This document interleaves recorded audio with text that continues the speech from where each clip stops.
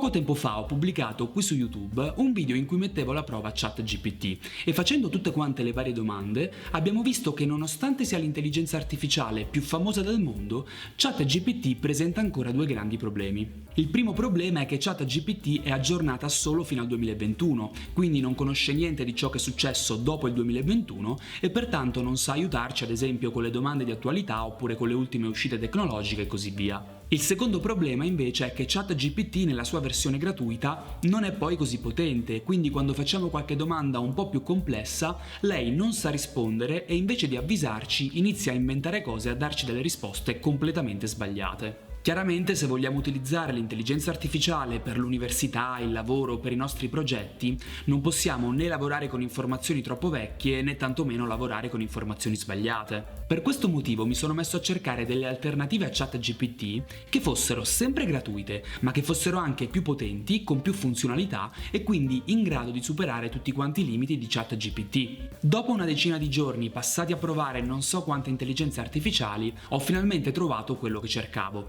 Un'intelligenza artificiale davvero fantastica, ottima per il lavoro, l'università, per i nostri progetti e a mio avviso decisamente migliore di ChatGPT. Come avrete capito, oggi parliamo di Perplexity, un'alternativa a ChatGPT davvero ottima. Vi farò vedere come si usa, quali sono le sue funzionalità e perché dovreste iniziare a usarla anche voi. Prima di iniziare però mi presento, io sono Antonio e su questo canale condivido i miei esperimenti a tema intelligenza artificiale. Quindi se ti interessa questo argomento ti ricordo di lasciare un like a questo video e di iscriverti al canale per non perdere i prossimi contenuti. Detto questo non perdiamo altro tempo e ci spostiamo al computer. Iniziare ad usare Perplexity è davvero facilissimo, vi basterà andare sul sito, vi lascio il link qui sotto in descrizione e dopo esservi registrati questo è ciò che vi troverete davanti.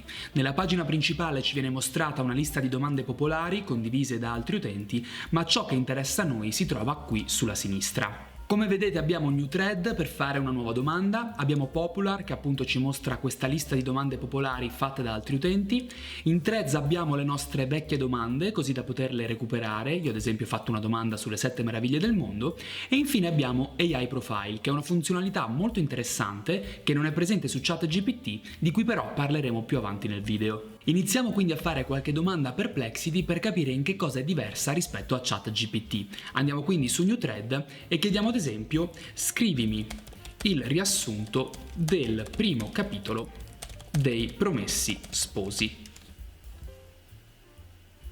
Ecco quindi che dopo qualche secondo Perplexity ci dà il riassunto del capitolo, ma guardando più in basso iniziamo a notare le prime cose un po' più interessanti. Iniziamo ad esempio da questi tag che si vedono sotto la risposta. Cliccando su questi tag si apriranno i siti da cui Perplexity ha recuperato le informazioni per scrivere il riassunto. In altre parole, per ogni risposta che ci dà, Perplexity riporta anche le fonti da cui ha preso questa risposta. Questa è la prima grande differenza tra ChatGPT e Perplexity. Il fatto di conoscere le fonti delle risposte è davvero molto comodo perché ci permette innanzitutto di verificare che le fonti siano affidabili e quindi di avere delle certezze in più sulla correttezza della risposta. Inoltre, conoscendo le fonti, possiamo anche andare a leggere qualcosa di più per approfondire un argomento di nostro interesse. Spostandoci invece ancora un po' più in basso, ecco che troviamo una lista di domande correlate alla nostra, anche in questo caso molto utile se ad esempio volessimo delle idee per degli approfondimenti in più.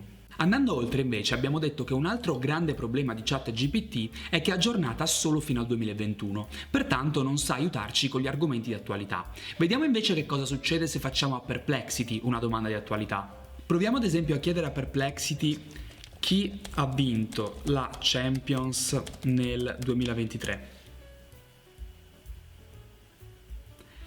Come vedete Perplexity risponde correttamente e il motivo è che a differenza di ChatGPT Perplexity è connessa ad internet, quindi non ha nessun problema con le domande di attualità.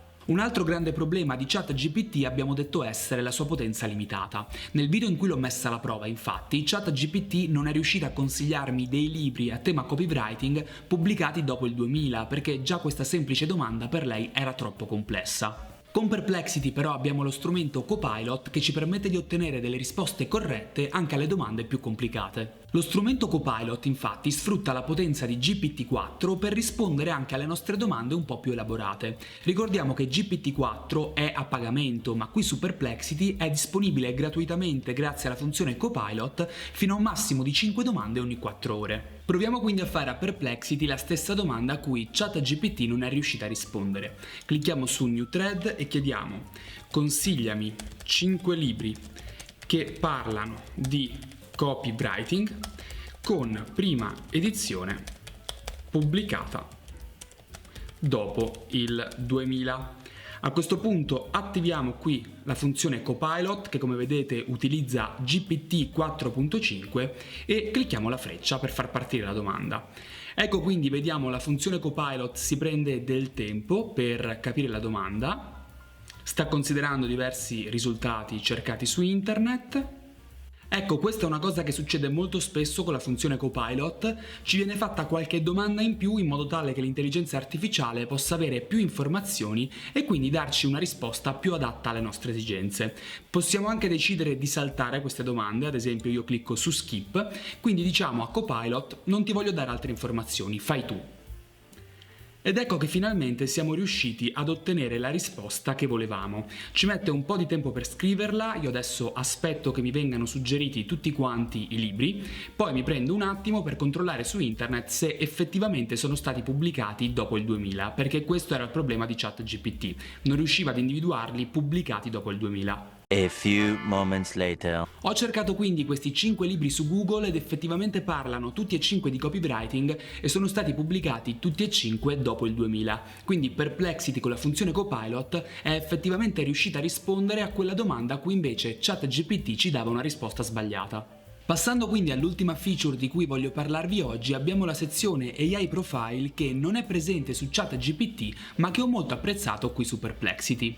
In questa sezione abbiamo la possibilità di raccontare all'intelligenza artificiale chi siamo, che cosa facciamo nella vita, quali sono i nostri hobby e così via. Ma a che cosa serve tutto questo? Sapere chi siamo aiuta l'intelligenza artificiale a dare delle risposte più precise e più in linea con la nostra persona. Immaginiamo ad esempio di chiedere a Perplexity una definizione di fisica quantistica. È chiaro che se noi siamo degli studenti delle medie che non hanno mai studiato fisica, però hanno sentito parlare di fisica quantistica su Big Bang Theory, quindi siamo curiosi, in quel caso l'intelligenza artificiale deve darci una risposta semplice, così che noi possiamo capire. Ma se invece siamo degli studenti universitari, magari stiamo facendo una ricerca, quindi ci serve una definizione formale di fisica quantistica, ecco, in quel caso ci serve una definizione più complicata che utilizzi dei termini tecnici. Il fatto di sapere chi siamo, quindi, aiuta Perplexity a regolare la complessità delle risposte in modo da adattarle alle nostre esigenze. Con Perplexity possiamo dire una volta per tutte all'intelligenza artificiale chi siamo e queste informazioni poi verranno utilizzate in tutte quante le risposte che ci vengono date. Invece con ChatGPT in ogni domanda dovremmo stare a scrivere sono uno studente universitario oppure rispondi con parole semplici e così via. Questa quindi era Perplexity, una fantastica alternativa a ChatGPT che mi ha molto colpito sia perché è connessa ad internet, sia perché ci permette di utilizzare GPT-4 in modo praticamente gratuito. Si tratta di un'intelligenza artificiale davvero fantastica che sto utilizzando tantissimo e che quindi vi consiglio di provare, sono però curioso di sapere anche qual è la vostra opinione. Pensate che Perplexity possa davvero battere ChatGPT e quindi prendere il posto dell'intelligenza artificiale più famosa del mondo? Fatemelo sapere qui sotto nei commenti. Come sempre vi ricordo di lasciare un like a questo video se lo avete trovato interessante e di iscrivervi al canale per non perdere i prossimi contenuti a tema intelligenza artificiale. Detto questo, ho davvero detto tutto, non vi rubo altro tempo e ci vediamo a un prossimo video.